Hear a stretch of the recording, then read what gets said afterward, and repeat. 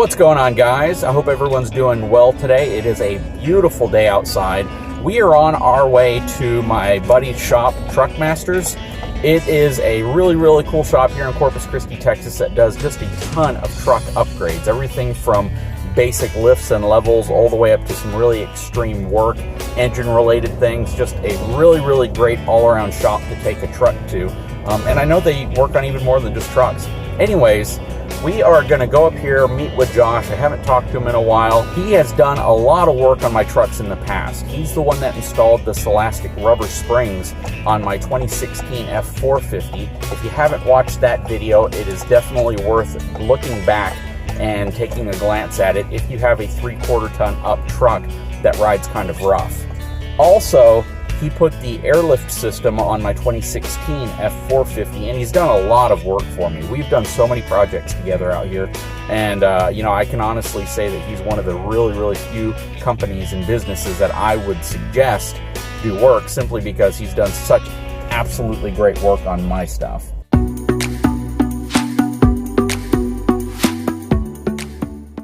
So I talked to my buddy Josh over the phone, and I told him I was having a bit of a problem with the shocks on my truck, and I wanted to get his feedback. So I swung by here today to tell him what's been going on.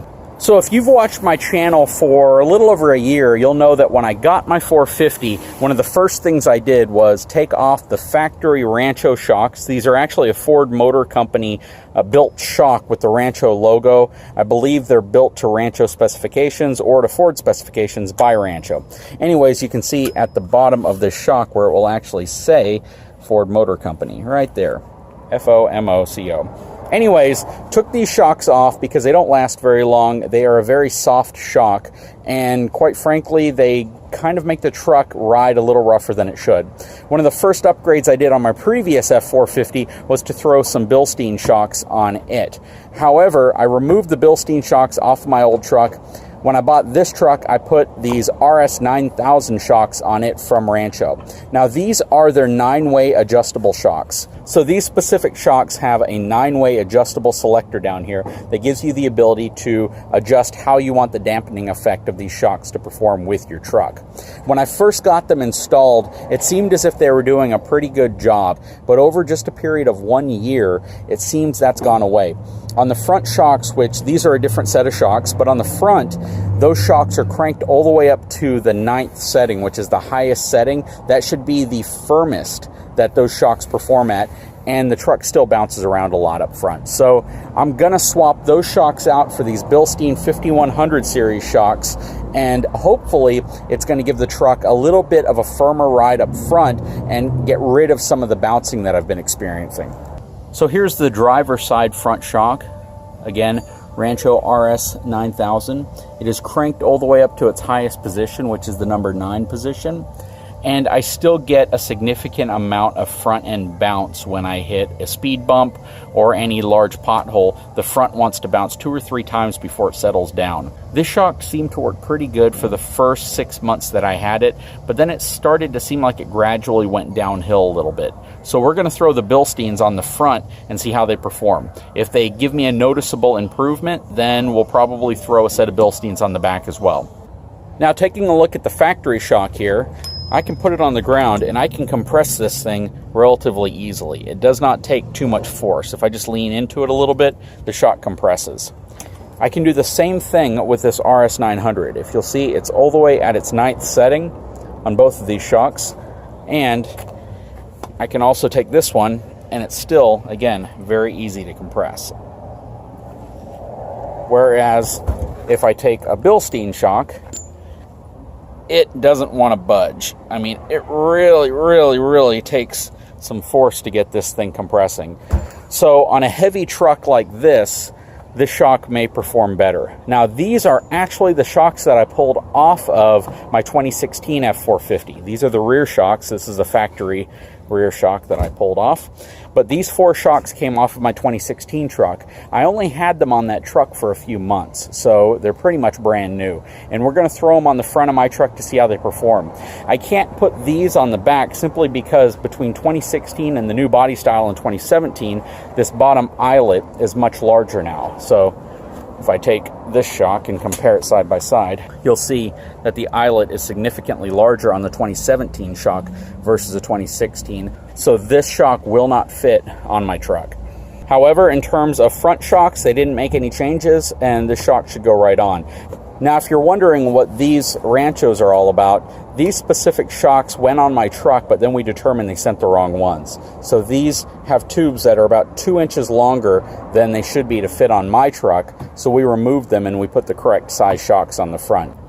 The factory shock probably weighs about 5 pounds. The RS9000 probably weighs close to 10 pounds. This is a very, very heavy shock. And the Bilsteins probably weigh about 3 or 4 pounds. These things are much, much lighter. Another thing you'll notice about the Bilstein, it has a zinc exterior to it versus a painted exterior on both the RS9000 and the Rancho factory shocks that came on the truck. So another thing to note, on the 2018 and newer trucks, they no longer put a Rancho labeled shock on the truck. On the FX4 package, it's still a black looking shock now. It may have been just because of this kind of sloppy paintwork that you see. On the RS9000s, Rancho recommends that you spray paint the shock with clear coat so it protects the finish and keeps it from rusting as quickly, which I've done on all the shocks that I've put on in the RS9000 series. Bilstein shocks, again, a zinc shock. You really don't have to do anything to this one. It's going to look good for a long time. So we're going to go ahead and get to it and get these shocks installed on the truck. Now the difference in this shock versus the Rancho shocks is the amount of pressure it takes to compress this Bilstein. Significantly more, and that is going to mean all the difference in the world when it comes to how freely the front suspension on this is going to move when you go over a speed bump. So here's the driver's side front shock, and you can see it is just incredibly easy to compress. Not only that, it doesn't even look like it's really fully decompressing the way it should. So I'm going to be interested in how these perform over these, and I have a feeling that it's going to be a pretty significant difference. Okay, so this is not a scientific demonstration at all, but basically what I have here, what's your name again, sir? Joey. I got Joey here at Truck Masters. You're the new manager up here, right? Yes, Shop sir. manager? Awesome, man. So what Joey's going to do is he's going to push down on both of these shocks, the Rancho RS9000 and the Bilstein, to show the difference in how difficult they are to compress. This one's been on the truck for about a little over a year. This shock was on my previous truck for probably about 2 months. But regardless, a year on a shock should not mean that the shock doesn't function well. So this should be performing the way it was performing when it was brand new. Anyways, okay, let's see how this thing compresses. Are you putting about equal pressure? Yes, sir. That's crazy. Now let them decompress. That's a pretty significant difference. This one has barely started decompressing. Now again, guys, you don't want to base your entire choice of shock on how quickly it either compresses or decompresses. A shock is a dampener.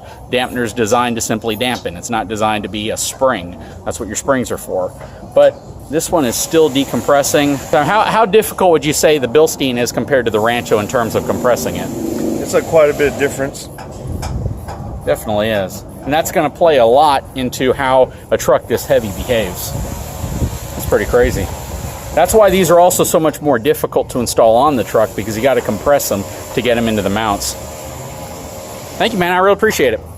Hey, wait until it gets summer again. You got to do this when it's 110 degrees outside. I'll pass.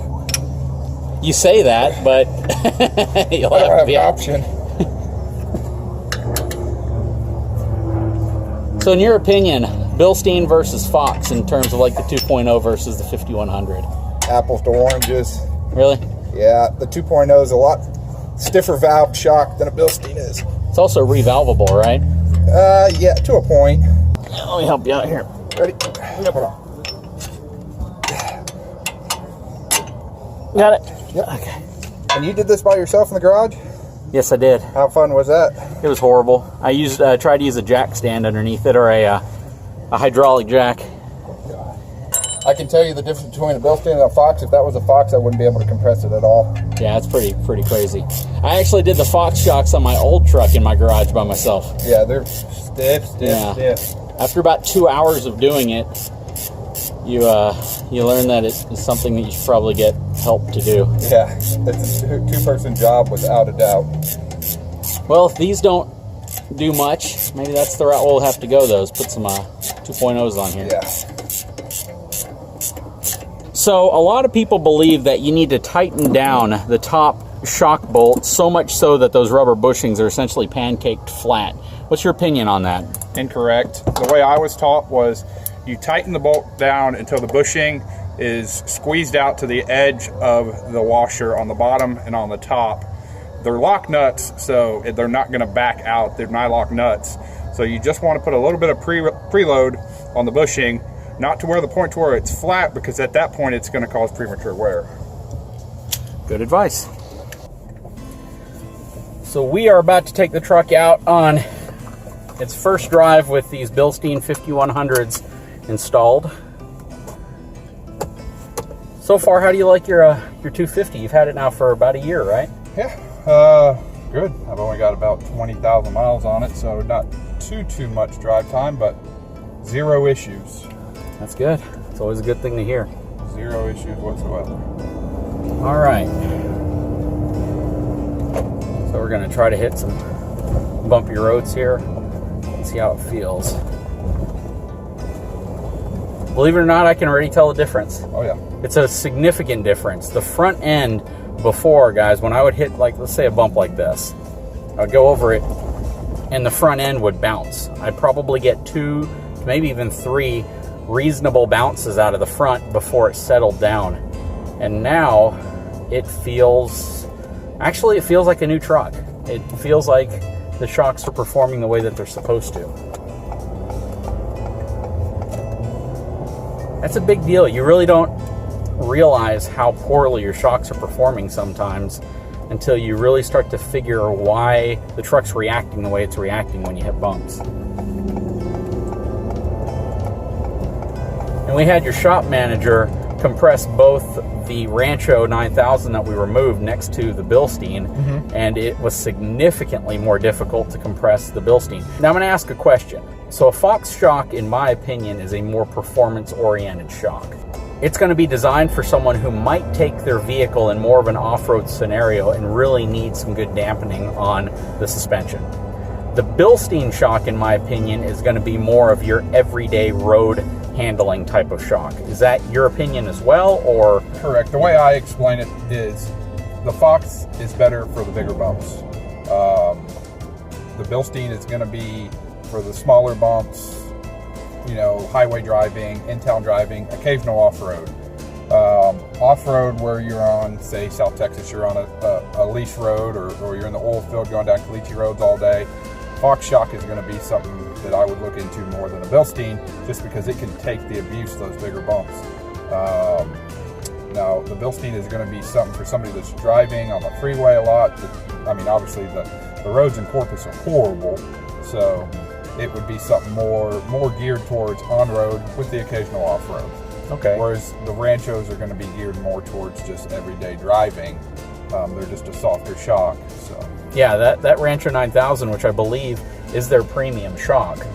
Aside from a couple Reservoir series, I think that they have, but are designed purely for off-road. But I know that from an everyday shock perspective, the 9000 is considered their premium shock, and I'm just really amazed at the difference between how these Bilstein shocks absorb the bumps versus how those Ranchos that are only about a year old do it. yeah, you also have to keep in mind, though, as a shock, the older the shock gets, the looser it's going to get, being as the fluid that's inside that shock over time is going to heat up and cool down and heat up and cool down so many times. It's eventually going to become less viscous. It's going to become a lot thinner, and it's not going to operate as well.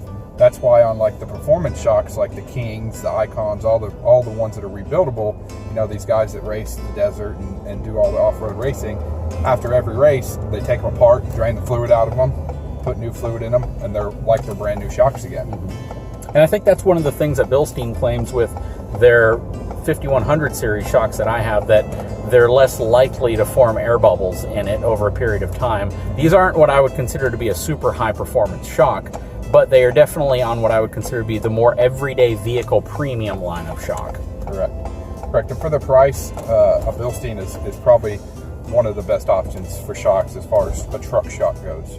And you know, that little bit of driving we just did, we just went around the block, it is a significant difference, because there were some areas that I had traveled here before and the shock was definitely doing what I was explaining, where it was bouncing real bad. So I am really thrilled with this. This has made me happy again. I think we're going to need to order some Bilsteins for the back of the truck as well, because the ones that were on there don't fit. And hopefully we'll be able to knock out all suspension related issues. Brother, I appreciate coming out here, man. No problem. Love seeing the shop, love seeing what you guys are doing. We're definitely going to follow the build of some of these Jeeps that he's working on. Guys, if you haven't had a chance, please take a moment, subscribe to my channel, give me a thumbs up. We'll be back out here soon.